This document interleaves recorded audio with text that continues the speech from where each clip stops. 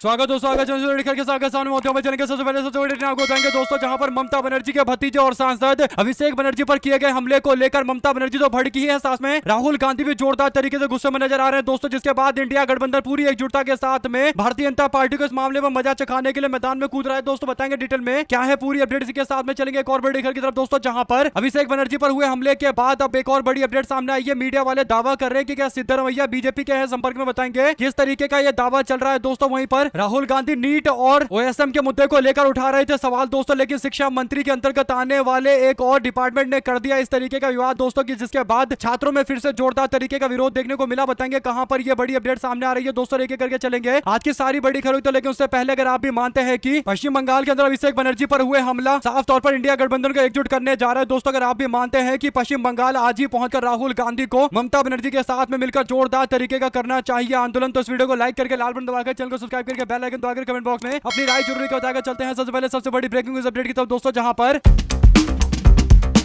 पश्चिम बंगाल के सोनारपुर के अंदर टीएमसी के सांसद अभिषेक बनर्जी को स्थानीय लोगों के भारी विरोध का सामना करना पड़ा दोस्तों। यहां उन पर स्थानीय लोगों ने तब हमला कर दिया जब वो चुनावी हिंसा के पीड़ित परिवारों से मुलाकात करने के लिए सोनारपुर गए थे दोस्तों। इस दौरान लोगों ने यानी गुंडों ने, भारतीय जनता पार्टी से जुड़े गुंडे जो जय श्री राम के नारे लगा रहे थे, टीएमसी के सांसद के ऊपर पत्थर और जूते और अंडे बरसाने लगते हैं दोस्तों, साथ ही उन पर लात घूसे बरसाने की कोशिश करते हैं। इस दौरान नाराज लोगों ने अभिषेक बनर्जी के खिलाफ चोर चोर के नारे लगाए दोस्तों। बता दें कि पश्चिम बंगाल विधानसभा चुनाव के नतीजे आने के बाद अभिषेक बनर्जी पहली बार इस तरह के किसी सार्वजनिक रूप से मिलने के लिए कार्यकर्ता से गए थे दोस्तों। शुक्रवार को उन्होंने ऐलान किया था कि वो शनिवार को सोनारपुर नगर पालिका इलाके के अंदर वार्ड नंबर 9 में विवेकानंद नगर इलाके के अंदर जाएंगे, जहां पर हिंसा के शिकार संजू कर्मकार के परिवार से मुलाकात करेंगे। रिपोर्ट के मुताबिक अभिषेक बनर्जी अपनी गाड़ी से जैसे ही बाहर निकलते हैं दोस्तों, चोर चोर के नारे लगाकर उनके खिलाफ हमला किया जाता है और लाठी डंडे बरसाए जाते हैं दोस्तों। बड़ी बात यह है कि बीजेपी के चुनाव जीतने के बाद जो एक गाना बनाया गया अभिषेक बनर्जी को चोर बताते हुए, उस गाने से लोगों को मोबिलाइज किया जा रहा है, यानी उस गाने का इस्तेमाल करके लोगों के मन में जहर घोलकर अभिषेक बनर्जी के खिलाफ हिंसा भड़काने की कोशिश की जा रही है दोस्तों। और इसी हिंसा का नतीजा ये रहा कि अभिषेक बनर्जी के ऊपर इस तरीके से हमला हुआ है। और अभिषेक बनर्जी कोई छोटे मोटे नेता नहीं है दोस्तों, डायमंड हार्बर से जीते हुए सांसद है और भारत के अंदर सबसे ज्यादा वोटों से उन्होंने ही चुनाव जीता था दोस्तों। ऐसे में इतने लोकप्रिय सांसद के साथ में ऐसा दुर्व्यवहार करना दोस्तों, यहां तक कि उनकी जान के ऊपर हमला करना, कहीं ना कहीं मामले को लेकर ममता बनर्जी बुरी तरीके से भड़क गई दोस्तों। ममता बनर्जी के पहले राहुल गांधी की भी प्रतिक्रिया सामने आई। राहुल गांधी ने कहा कि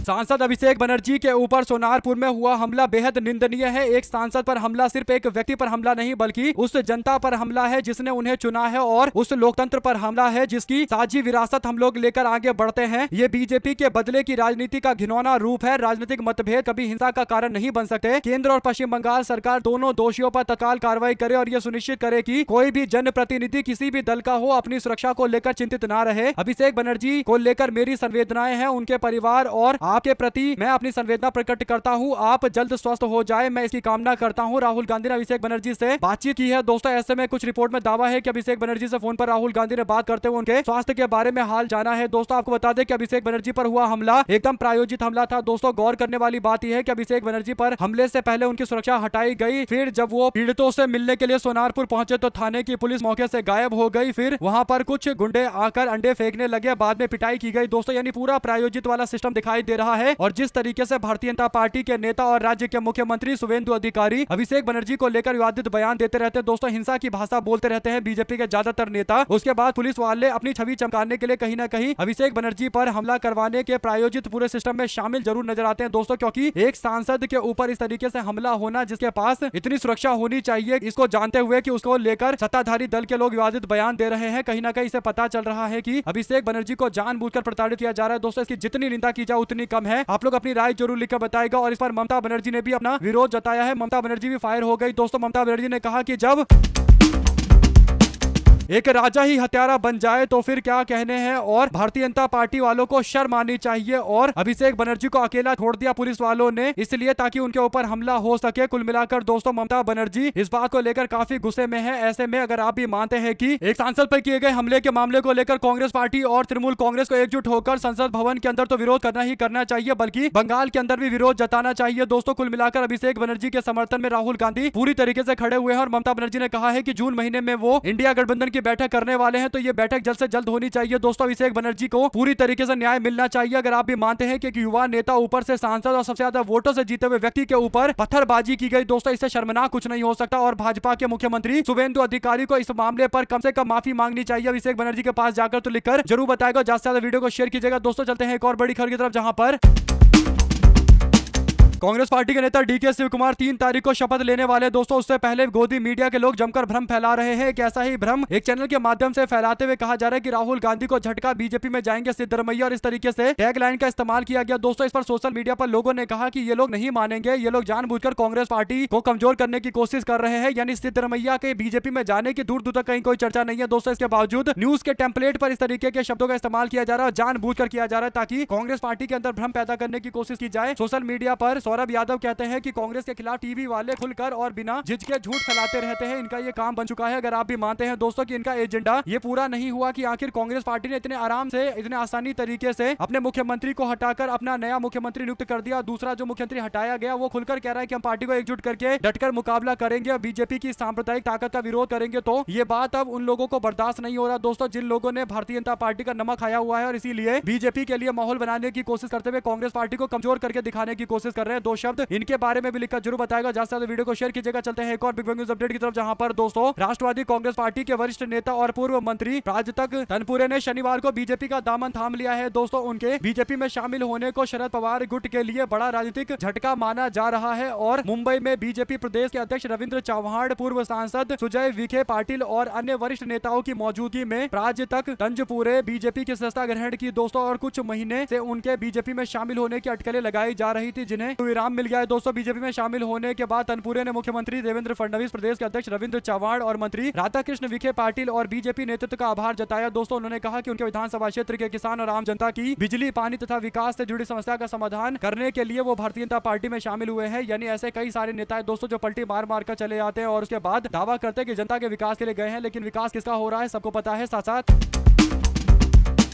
अभी तक राहुल गांधी और विपक्ष के द्वारा 2 बड़े मुद्दे उठाए जा रहे थे दोस्तों। एक तो नीट पेपर लीक का मामला था, दूसरा सीबीएसई के द्वारा जो बच्चों को मार्क्स दिए गए वो नए तरीके से यानी ओएसएम स्कीम के तहत यानी ऑन स्क्रीन मार्किंग के तहत मार्क्स दिए गए, जिसके कारण बच्चों के कम नंबर आ रहे हैं दोस्तों, जिससे बच्चे परेशान हो रहे हैं। और इन 2 मुद्दों को लेकर राहुल गांधी बार बार नरेंद्र मोदी और शिक्षा मंत्री धर्मेंद्र प्रधान को लपेटे में ले रहे थे, बार बार सवाल पूछ रहे थे दोस्तों। और अब एक और मामला सामने आता है, जहां पर शिक्षा मंत्रालय से जुड़े हुए CUT UG के पेपर को लेकर बड़ी अपडेट यह है दोस्तों की उत्तर प्रदेश के नोएडा के अंदर सेक्टर 64 स्थित आदर्श परीक्षा केंद्र पर CUT UG की पाली की परीक्षा में जमकर हंगामा हुआ दोस्तों। और पूर्व में नीट पेपर लीक और CBSE की री इवोल्यूशन के बाद अब तकनीकी गड़बड़ी को लेकर CUT के छात्रों ने भी जोरदार विरोध जताया दोस्तों। बायोमेट्रिक वालों को मिलेगा वापस से मौका, ये जानकारी दी गई है। हंगामा जोरदार तरीके से देखने को मिला। ऐसा दावा किया गया है कि कंप्यूटर से जो टेस्ट ये होने वाला था, ये टेस्ट नहीं होने दिया गया और बताया गया कि सर्वर डाउन चल रहा है। इसके बाद छात्रों ने जोरदार तरीके से नारेबाजी की दोस्तों। प्रोटेस्ट किया, अभ्यर्थी काफी भड़क गए और अभिभावक जो परिवार के लोग आए हुए थे बच्चों को टेस्ट दिलवाने के लिए वो भी भड़क गए कि सरकार ने क्या प्रबंध किया हुआ है कि इनका सर्वर डाउन हो जाता है, कंप्यूटर बेस्ड सिस्टम में ये सर्वर डाउन करवा देते हैं और तब अगर ऑफलाइन करने के लिए बोल दिया जाए तो पेपर लीक हो जाता है। यानी एक बच्चों का एग्जाम सही से नहीं करवा सकते, इतना बुरा हाल हो रखा है दोस्तों। और CUT के इस मामले को लेकर भी अब जोर शोर से भारतीय जनता पार्टी के शिक्षा मंत्री को निशाने पर लिया जाएगा दोस्तों। सवाल पूछा जाएगा, शिक्षा मंत्री बार बार कन्नी काटकर भाग जाते हैं दोस्तों, लेकिन शिक्षा मंत्री को जवाब देना पड़ेगा कि एक शिक्षा मंत्री के तौर पर अगर वो बच्चों का पेपर नहीं करवा पा रहे तो किस बात के शिक्षा मंत्री बनकर बैठे पड़े हैं। 2 शब्द जरूर लिखकर बताएगा बीजेपी के नेता धर्मेंद्र प्रधान के बारे में दोस्तों। अगर आप भी मानते हैं कि धर्मेंद्र प्रधान से फेल शिक्षा मंत्री देश ने शायद ही कभी इतिहास में देखा हुआ हो, आपकी जो भी राय है लिखकर जरूर बताएगा। साथ साथ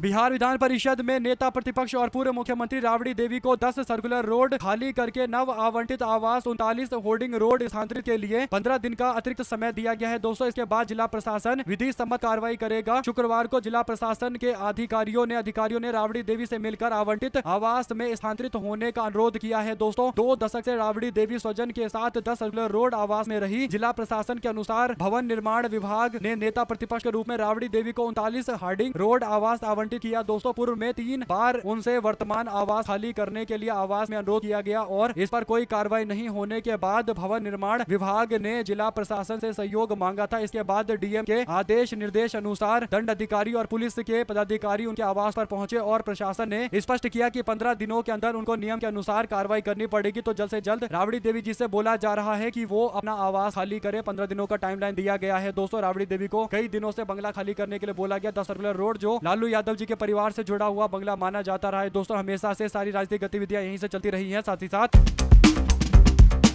ममता बनर्जी ने इंडिया गठबंधन को एकजुट करने की जो बात कही है दोस्तों, उस पर अलग अलग पार्टियों की प्रतिक्रिया सामने आई है। पहले वाम मोर्चा ने कहा कि ममता बनर्जी को भारतीय जनता पार्टी के खिलाफ लड़ने वाली नेत्री के तौर पर नहीं देखा जा सकता, क्योंकि उनके शासनकाल के दौरान ही भारतीय जनता पार्टी का बंगाल में विस्तार हुआ है। इसीलिए वाम मोर्चा ममता बनर्जी के साथ नहीं जाएगा, यानी ममता बनर्जी का प्रस्ताव वाम मोर्चा ने ठुकरा दिया। लेकिन कांग्रेस से उम्मीद है ममता बनर्जी को आने वाले दिनों के अंदर बंगाल में मिलकर चुनाव लड़ेंगे दोस्तों। और ऐसे में ममता बनर्जी और राहुल गांधी को साथ में आना चाहिए। लोग इस बात को पूरी तरीके से मानते हैं। ऐसे में अधीर रंजन चौधरी का बयान आता है। अधीर रंजन चौधरी कहते हैं कि ममता बनर्जी समेत सभी विपक्षी दलों को राहुल गांधी को सपोर्ट करना चाहिए। इंडिया गठबंधन का नेता राहुल गांधी है, इस बात को सबको मानना चाहिए। अधीर रंजन चौधरी ने कहा कि आज विपक्ष को एक मजबूत और स्वीकार्य नेतृत्व की जरूरत है और राहुल गांधी उसका एक बड़ा चेहरा है। इस बात को हमको स्वीकार करना पड़ेगा, क्योंकि राहुल गांधी ने हमेशा से देश की भलाई के लिए और विपक्ष की आवाज को मजबूत करने के लिए काम किया है। और अधीर रंजन चौधरी के इस बयान से एक बात है दोस्तों कि ममता बनर्जी को लेकर कांग्रेस पार्टी अभी जल्दबाजी में कोई फैसला नहीं लेने वाली है, क्योंकि ममता बनर्जी जब बंगाल में सुपर पावर में थी दोस्तों, उनके पास पूरे बंगाल का कंट्रोल था। लगभग सारी सीटें उन्होंने जीती हुई थी और दिल्ली पर भी वो कब्जा करने की कोशिश कर रही थी। दिल्ली के साथ साथ अलग अलग राज्यों के अंदर विस्तार कर रही थी, चाहे गोवा हो, त्रिपुरा हो या फिर उत्तर पूर्व के कई राज्य हो। और अब ममता बनर्जी की पार्टी बंगाल के अंदर ही पूरी तरीके से संघर्ष कर रही है दोस्तों। तब पार्टी को पहले बंगाल में अपनी स्थिति को मजबूत करना पड़ेगा और इसलिए कांग्रेस पार्टी और राहुल गांधी के साथ में आना जरूरी है। और यही बड़ा कारण है कि अब अधीर रंजन चौधरी ने कहा कि राहुल गांधी को ममता बनर्जी को अपना नेता मानना चाहिए, तभी इस तरीके का गठबंधन पूरी तरीके से फलीभूत हो सकता है। अगर आप भी मानते हैं दोस्तों कि कहीं ना कहीं ये बात तो ममता बनर्जी को माननी चाहिए कि उनके लिए बंगाल बचाना एक बड़ी बात है। और राहुल गांधी दिल्ली में बीजेपी के खिलाफ मोर्चा खोल ही रहे हैं, तो दिल्ली में ममता बनर्जी को राहुल गांधी का सहयोग करना चाहिए। राहुल गांधी बंगाल में ममता बनर्जी को सत्ता वापस करने के लिए पूरी तरीके से सहयोग करने को तैयार है। दोनों तरफ से सहयोग होना चाहिए, दोनों आगे बढ़ेंगे तो बीजेपी को आराम से हराया जा सकता है। इस पूरे मामले पर आपकी जो भी प्रतिक्रिया है दोस्तों लिखकर जरूर बताएगा। ज्यादा से ज्यादा वीडियो को शेयर कीजिएगा। चलते हैं एक और बड़ी खबर की तरफ दोस्तों, जहां पर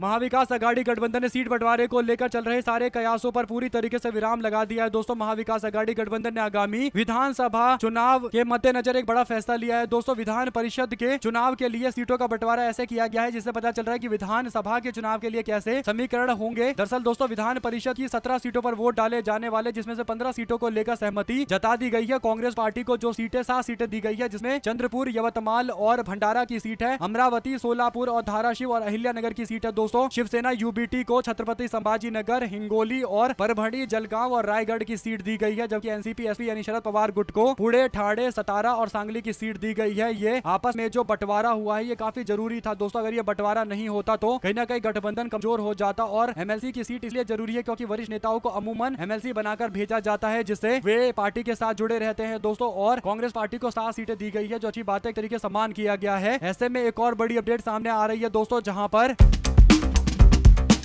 पश्चिम बंगाल के विधानसभा चुनाव को लेकर बीजेपी दावा कर रही थी कि पश्चिम बंगाल जीत गए, जो काफी मुश्किल था, तो आप पंजाब भी जीत जाएंगे। पंजाब में भारतीय जनता पार्टी 2027 में चुनाव जीतने की बातें कर रही है दोस्तों। और कई मीडिया रिपोर्ट में दावा किया जा रहा है कि बीजेपी की सीटें काफी ज्यादा बढ़ गई है, तो बीजेपी पंजाब में सरकार बना लेगी। लेकिन वास्तविकता यह है कि बीजेपी का आंकड़ा 200 भी नहीं पहुंचा दोस्तों। और भारतीय जनता पार्टी 2000 में से 200 यानी 10% सीट भी नहीं ले पाई है। और इसके बावजूद मीडिया में रिपोर्टें छपाई जा रही है कि भारतीय जनता पार्टी ने दबदबा दिखा दिया, बीजेपी पंजाब के अंदर सरकार बना लेगी। यानी दोस्तों हवा में बातें फेंकी जा रही है। और आप लोग जानते हैं कि हवा में बातें फेंककर कैसे माहौल बनवाया जाता है और मीडिया वाले किस तरीके से भाजपा के पक्ष में माहौल बनाते हैं। ऐसे में शिरोमणि अकाली दल की ज्यादा सीटें हैं बीजेपी से और भारतीय जनता पार्टी यहां पर चौथे नंबर की पार्टी है दोस्तों। अगर निर्दलीयों को अगर आप एक मान लेंगे तो बीजेपी 5वें नंबर की पार्टी बनेगी। यानी पहले पर आम आदमी पार्टी, दूसरे पर कांग्रेस पार्टी, तीसरे पर शिरोमणि अकाली दल, चौथे पर निर्दलीय और 5वें पर भारतीय जनता पार्टी है। तो बीजेपी को लेकर अब मीडिया में यह माहौल बनाने की कोशिश जरूर की जा रही है कि भारतीय जनता पार्टी का दबदबा बढ़ रहा है पंजाब में। लेकिन हकीकत यह है दोस्तों की दबदबा कुछ नहीं बढ़ रहा। 10% सीट भी बीजेपी को नहीं मिल रही है। और निकाय चुनाव में यह हाल है जहां पर नेताओं को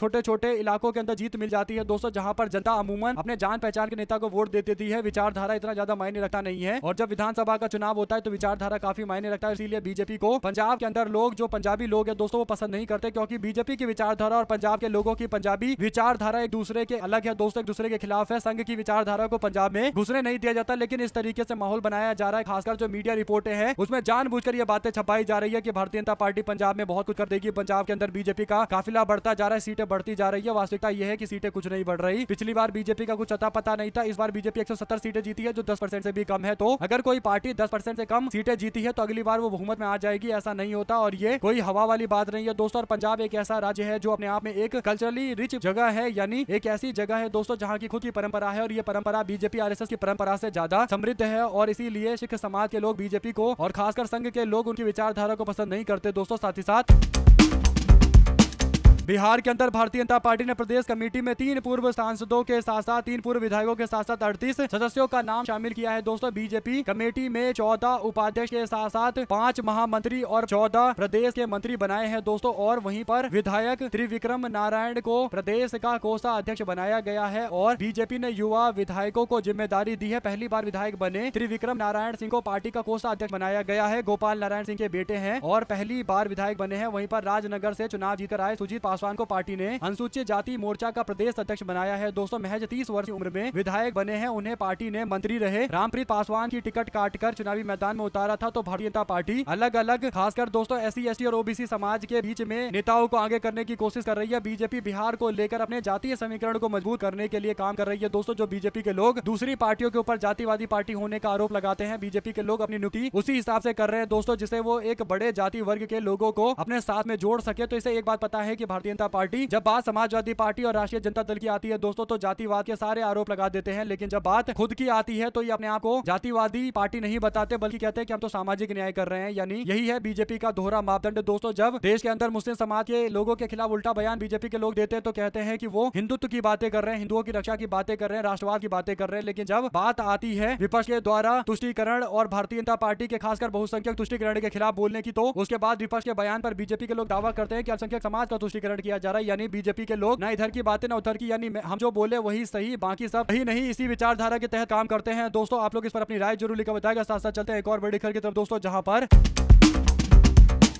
महाराष्ट्र के मुख्यमंत्री देवेंद्र फडणवीस ने शनिवार को कहा कि उनकी सरकार मराठा समुदाय की आरक्षण संबंधित मांगों को लेकर सकारात्मक है और आगे भी उनके हित में फैसले लेती रहेगी। और साथ ही उन्होंने ये भी आश्वासन दिया है कि इस प्रक्रिया में OBC समुदाय के साथ कोई अन्याय नहीं होगा। उन्होंने ये भी कहा सरकार आरक्षण के मुद्दे पर ऐसी निर्णय लेगी जो संविधान और अदालत की कसौटी पर खड़े उतर सके, साथ ही कानूनी जाँच में टिक सके। ऐसे में दोस्तों नागपुर के अंदर भंडेवाड़ी के अंदर कंप्रेस्ड बायोगैस संयंत्र का निरीक्षण करने के बाद पत्रकारों से बातचीत में फडणवीस ने मराठा आरक्षण आंदोलन के नेता मनोज जरांगे पाटिल को अनिश्चितकालीन अनशन के बारे में पूछा गया। दोस्तों जरांगे ने शनिवार को सुबह जालना जिले के अंदर वाली सराटी गांव में अनशन शुरू कर दिया और इस बार भीषण गर्मी के बावजूद बिना किसी शेड के सुरक्षा व्यवस्था के खुले उपवास कर रहे हैं। मनोज जरांगे पाटिल और उनके अनशन की शुरुआत के साथ ही दोस्तों एक बात तो तय दिखाई देती है कि आज नहीं तो कल फिर समझौता करेंगे। भारतीय जनता पार्टी के नेताओं के साथ में मनोज जरांगे पाटिल की बातचीत चलती रहती है। तो अब इनका जो अनशन है दोस्तों उसको लोग सीरियस लेते भी नहीं है, क्योंकि सबको पता है कि जब चुनाव आते हैं तो ये मुंह पर टेप लगाकर बैठ जाते हैं, चुप्पी साध कर बैठ जाते हैं और इनके ऊपर दबाव बनाया जाता है समाज के द्वारा कि आप भाजपा का विरोध कर रहे हैं। बीजेपी मराठा समाज के लोगों को सर्टिफिकेट नहीं दे रही है, यानी कुछ भी सर्टिफिकेट OBC समाज का सर्टिफिकेट नहीं दे रही है और आप इस पर आंदोलन करते हैं, लेकिन चुनाव के टाइम में आकर चुप हो जाते हैं और कहते हैं कि जिसको जनता को वोट देना उसको वोट दो। अगर आप वाकई बीजेपी सरकार से उम्मीद नहीं कर रहे हैं कि वो आपके लिए कुछ काम करेंगे और मराठा समाज के लोगों को OBC आरक्षण देंगे तो आप डंके की चोट पर विरोध करिए। ये क्या मतलब होता है कि आप 5 साल विरोध करेंगे और जैसे चुनाव आएगा वैसे बोलेंगे कि जनता को जिसको वोट देना उसको वोट दे? ये तो साफ तौर पर अपने असली मुद्दे से लोगों को भटकाने वाली बात है और इसीलिए मनोज जरांगे पाटिल का अब जो रिस्पेक्ट है दोस्तों वो भी खत्म होता चला जा रहा है और आंदोलन अब होते चले जा रहे हैं और लोग भाव नहीं दे रहे। अगर आप भी मानते हैं कि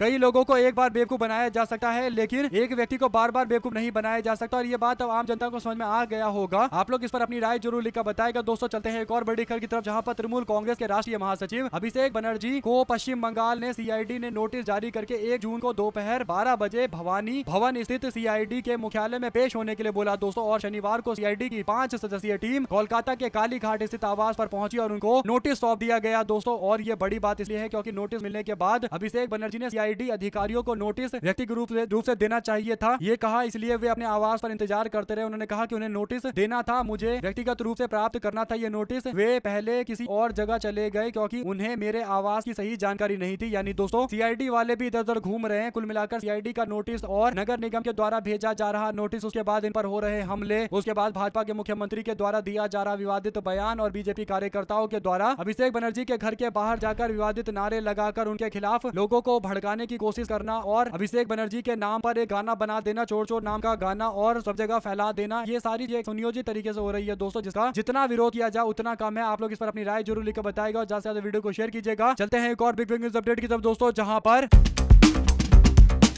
उत्तर प्रदेश के अंदर जमकर पावर कट चल रहा है, यानी बिजली लगातार काटी जा रही है। दोस्तों उत्तर प्रदेश के अंदर पावर कट से जनता परेशान थी ही, लेकिन अब जनता को एक और महंगाई का डोज मिला है। दोस्तों बीजेपी की सरकार ने जनता को झटका देते हुए बिजली बिल पर 10% की महंगाई बढ़ा दी है, यानी जून से 10% अतिरिक्त बिजली बिल देना पड़ेगा। यानी दोस्तों फ्यूल सरचार्ज एडजस्टमेंट मैकेनिज्म के तहत ईंधन सरचार्ज समायोजन तंत्र के तहत अपने मासिक बिजली बिल पर अतिरिक्त बोझ आम जनता को उठाना पड़ेगा। इसे पता चल रहा है कि भारतीय जनता पार्टी योगी आदित्यनाथ सरकार जहां पर देश के अलग अलग प्रदेशों के अंदर आम जनता को दोस्तों राहत दिया जा रहा है, बिजली का बिल कम किया जा रहा है, तो वहां पर ये लोग भारतीय जनता पार्टी के उत्तर प्रदेश के सरकार के लोग दाम बढ़ाते चले जा रहे हैं। दोस्तों और बिजली के दाम इतने ज्यादा बढ़ गए हैं कि उत्तर प्रदेश की जनता त्राहिमाम कर रही है। और यहाँ तक कि समाजवादी पार्टी के नेता अखिलेश यादव ने बिजली बिल माफ करने का एक बड़ा वादा किया है, जो उत्तर प्रदेश के चुनाव के अंदर एक बहुत बड़े बदलाव को ला सकता है। दोस्तों आप लोग अगर मानते हैं कि उत्तर प्रदेश के अंदर अखिलेश यादव को बिजली का मुद्दा उठाना चाहिए और आम जनता बिजली का बिल इतना सबसे ज्यादा महंगा है दोस्तों उत्तर प्रदेश के अंदर भर कर परेशान है, और उसके बावजूद दाम बढ़ाए जा रहे हैं। बिजली 24 घंटे तो दूर की बात दोस्तों, 24 घंटे तो छोड़िए, इतनी बार पावर कट मारा जाता है कि जनता परेशान चल रही है। और मंत्री से जब कोई सवाल पूछता है तो वो कहते हैं कि जय श्री राम के नारे लगाओ, जय श्री राम के नारे लगाओ। यानी उत्तर प्रदेश को पूरी तरीके से बर्बाद प्रदेश बना दिया गया है। दोस्तों बिजली जो बेसिक चीज होती है, मूलभूत सुविधा होनी चाहिए आम जनता के लिए, वो भी उपलब्ध नहीं हो पा रही। आप लोग इस पूरे मामले अपनी राय जरूर लिखकर बताएगा, ज्यादा से ज्यादा वीडियो को शेयर कीजिएगा। हमारे साथ लगातार जुड़े रहेंगे सभी दोस्तों, भाइयों, बहनों, मित्रों का बहुत बहुत धन्यवाद। आप लोग देख रहे थे आपका चैनल जय हिंद जय भारत। ज्यादा से ज्यादा वीडियो को शेयर कीजिएगा। बहुत बहुत धन्यवाद। जय हिंद जय भारत। बहुत